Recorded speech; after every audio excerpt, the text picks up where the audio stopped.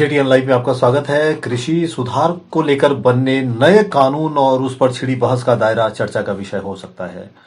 न्यूनतम समर्थन मूल्य को जायज ठहराया जा सकता है, पक्ष और विपक्ष में बहस हो सकती है। एमएसपी पर खरीद किसानों के हित में भी है, लेकिन झारखंड जैसे राज्य में एमएसपी पर खरीद के पिछले कुछ सालों के आंकड़े किसानों को निराश कर रहे हैं। राज्य की मुख्य फसल धान को छोड़कर एमएसपी पर किसी भी फसल की खरीद होती भी नहीं है और इसका दायरा भी कुल उत्पादन के महज 10% के आसपास है। मंडी व्यवस्था राज्य में प्रभावी भी नहीं है। यही वजह है कि झारखंड में किसान नए कृषि कानून का विरोध नहीं कर रहे हैं। नए कानून का समर्थन करने वालों किसानों की भी संख्या बहुत कम है। राज्य में धान के कुल उत्पादन और धान की एमएसपी पर खरीद का यदि आकलन करें तो सब कुछ साफ हो जाता है।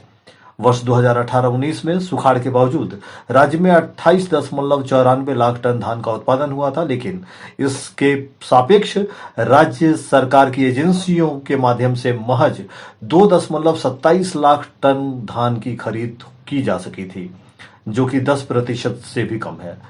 2019 और 20 में यदि 34 लाख टन धान का उत्पादन हुआ तो इसके सापेक्ष धान की खरीद 3.24 लाख क्विंटल रही है।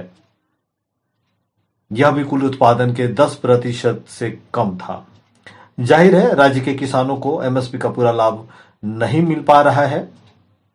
सरकार की जो एजेंसियां हैं वो भी धान की खरीद को 10% के दायरे में समेट कर रखा हुआ है।